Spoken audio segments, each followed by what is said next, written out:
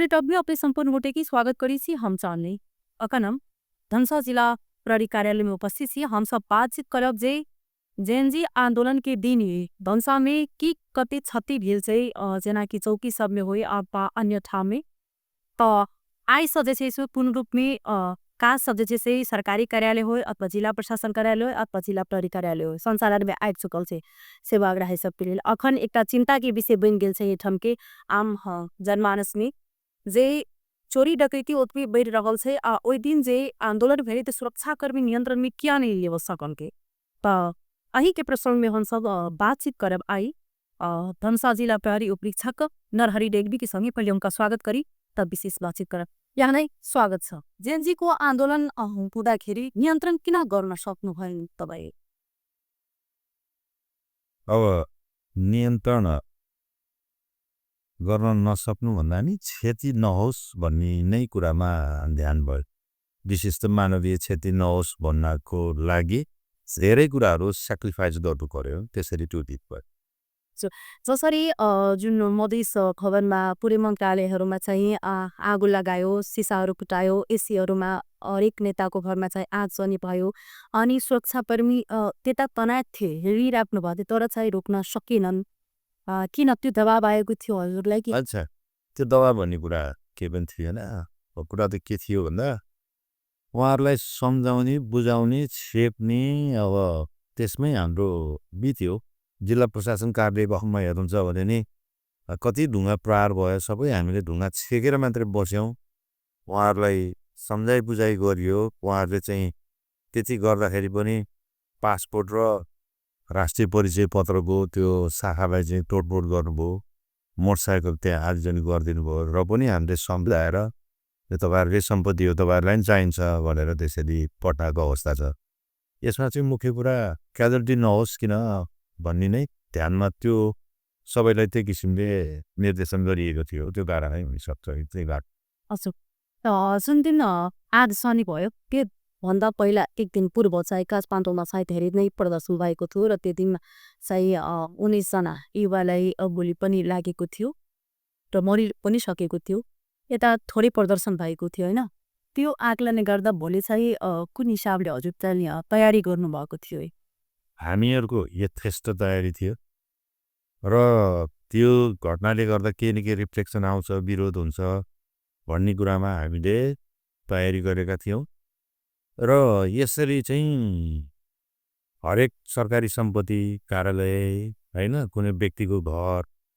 यो चाहिँ यसरी तोडफोड होला भन्ने चाहिँ हामीले कल्पना पनि गरेका थिएनौँ। किन भन्दा विरोध भन्ने एउटा पार्ट हुन्छ र तोडफोड भन्ने कुरा फरक हो। आगजनी, तोडफोड, विध्वंस यो फरक। अहिलेसम्म कति चाहिँ क्षति भएको छ? क्षति त कम्पेरिटिभली है न्यून भएको छ। जस्तो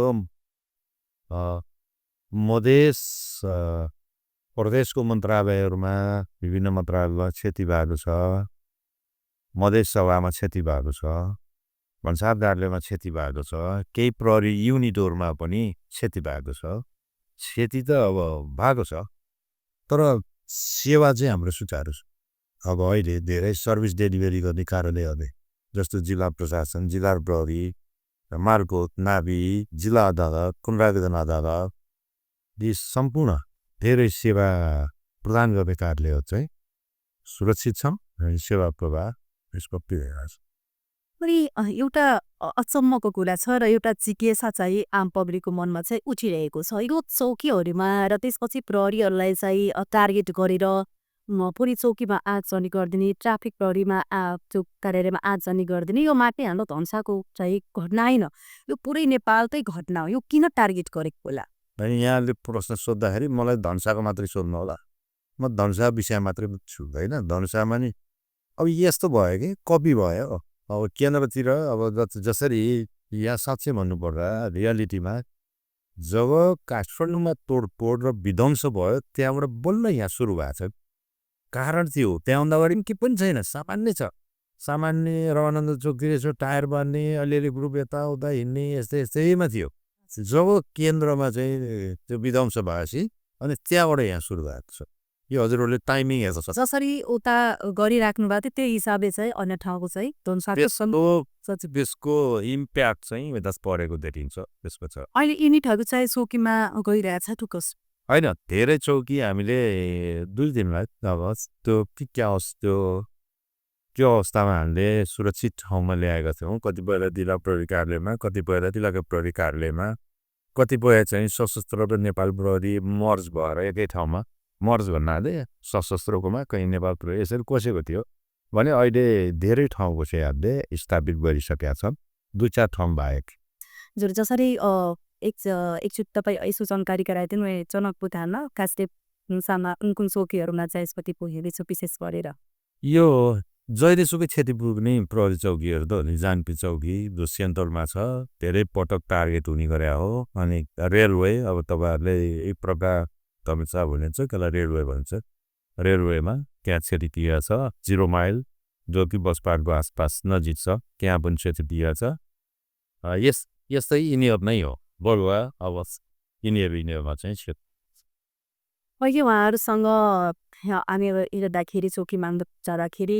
टेस्ट पनि छैन टेस्ट पनि चलाइदिएको अवस्थामा छैन अब कसरी चाहिँ अहिले के अरे म्यानेज गर्नुहुन्छ बाटोमा छ एक्सिडेन्टको खतरा पनि त्यस्तै नै भइरहेछ अहिले लुटपाट पनि भइरहेछ प्रश्न ढिसी पनि साधिरहेछन् मान्छे कसरी सोध्छ होइन एउटा त ड्रेस चाहिँ ट्राफिक हकमा हो नेपाल प्रहरीको कहीँ पनि ड्रेसहरू त्यसरी क्षति भएको छैन प्रहरी चाहिँ त्यो युनिटबाट अर्को युनिटमा गए पनि त्यो ठाउँको पनि ड्युटी गरिरहेछ अनि अर्को लुटपाट यताउतिको कुराहरू त्यो छैन जहीँ पनि लुटपाट गर्ने विध्वंस गर्ने रिसिभी साध्ने यस्तोहरूलाई चाहिँ हामीले चाहिँ नियन्त्रण लिएर कारवाही सुरु गरिसकेका छौँ जुन आन्दोलनको दिन चाहिँ आग सर्ने गर्ने मान्छेहरू चोर्ने लुटपाट गर्ने त्यस्तो मान्छे अहिलेसम्म चाहिँ कामको दायरामा ल्याउनु भएको छ कि कसो ल्याइसकिएको फरक अब 3टा केसमा जस्तो प्रदेश लोकसेवा आयोगमा शिष्टजीवी तोड्ने गेट तोड्ने सवारी साधनमा आगजनी गर्ने त्यहाँको प्रहरीको हतियारै लुटेर लैजाने अनि त्यस पछाडि गएर अर्को एउटा चाहिँ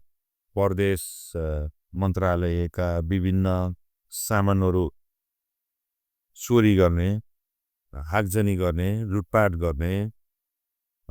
त्यस्तै विभिन्न ठाउँमा तोडफोडको नेतृत्व गरेर नेउडा गाडले जलाउने यस्ता फरक खालका घटनाहरूमा चाहिँ हामीले कानुनी दायरामा ल्याइसकेका छौँ कानुनहरू जो कारवाही गर्छ स्थानीयहरूसँग कस्तो सहयोग चाहिरहेको भएको छ तपाईँ होइन स्थानीयहरू त ठिक हुनुहुन्छ नि 2 दिन मात्रै प्रहरीको एब्सेन्स हुँदाखेरि उहाँहरू धेरै आप्पिनु भएको छ प्रहरी चाहिन्छ भन्नुभएको छ अनि अहिले भर्खरै पनि अहिले देख्नु नौपालिका अध्यक्ष चाहिँ हाम्रो युनिट पनि चाहियो एक किसिमले स्थानीयहरूले त त्यहाँ सरसफाइ गरिदिने तोडफोड भएको रिपेयर गर्ने इभन केही सरसामानहरू किनेर उपलब्ध समेत गराइदिने र प्रहरीलाई आउनुपर्छ प्रहरी चाहिन्छ भनेर सबै ठाउँबाट हामी यहाँ यो आन्दोलनमा विशेष गरेर कहाँको मान्छे तपाईँलाई लाग्यो सन्धानमा डिस्प्युटहरूले आएको थियो कि रास्तामा चाहिँ जिने थियो कि त्यस्तो त अब मलाई धेरै आइडिया छैन मैले जति बुझ्दाखेरि यो विशेष त यो तोडफोडमा आगजनीमा लुटपाटमा संलग्नको कुरा गर्ने हो भने यो लागु औषध सेवनकर्ता भने हिजोको दिनमा चाहिँ प्रहरी कारवाही भएका अनुसन्धानको दायरामा आएर छुटेका प्रहरीसँग चाहिँ केही रिभेन्स लिन खोज्ने यस्तै खालकोहरू उदाहरण चाहिँ यस्तै खालकोहरू देखिन्छ उहाँहरूलाई कस्तो चाहिँ तपाईँहरू त्यो सजाय दिनुहुन्छ सजाय भने हामीले सजाय दिने कुरा आउँदैन हेर्नुहोस् हामीले अनुसन्धान गरेर बुझाउने हो हेर्नु सजाय त भोलि अदालत रूपलाहरू हुन्छ दिने हो सजायको निर्धारण अब के भन्न चाहनुहुन्छ तपाईँ मिडियामाथि होइन यो जे भयो सकिहाल्यो अब अहिले सबै ठाउँमा प्रहरी छ प्रहरी रेगुलर छ हाम्रो सबै ठाउँमा ड्युटी छ र जहाँसुकै अप्ठ्यारो पर्दा प्रहरी पुगिहाल्छ सुरक्षित फिल गर्नुहोस् हामी सुरक्षा प्रदान गर्छौँ हेरी अरू केही जुन सामग्रीको बारेमा के त्यस्तो सन्देश दिन चाहिराख्नु भएको छ तपाईँ जिल्ला प्रहरीबाट होइन ठिक छ यही नै हो हामी त विशेष त सुरक्षामै चासो दिने हो हामी सुरक्षा प्रदान गर्छौँ र यहाँलाई चाहिँ के भन्छु भन्दा कहीँ कतै चोरिएका लुटिएका सरसामान यहाँले देख्नुभयो भेट्नुभयो भने चाहिँ बुझाइदियो भने कोही कसैले पनि ल्याएर बुझाउँछ भने उहाँहरूलाई पनि हामी कचियो गर्छौँ Hastire धन्यवाद खाना तेना सब बातचीत के नया इससे और इसके सिने जे वास्तव में अकबू सबके बहुत ज़्यादा चुनौती के विषय पहुँचल छे एकदम चौकते देखल जाए तो छे क्या बजे हरेक ठाउँ में चौकी सबके जड़नाई चौकी पर टारगेट करनाई प्रहरी सबके जैसे से ट्रेस लुटनाई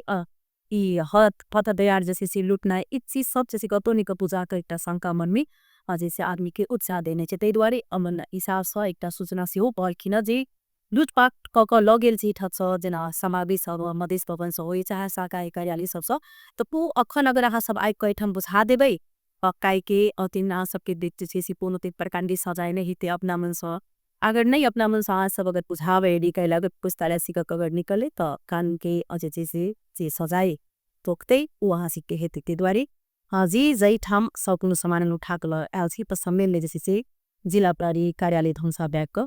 बुझा दे हम सब अखन जानकारी करें अखन विदा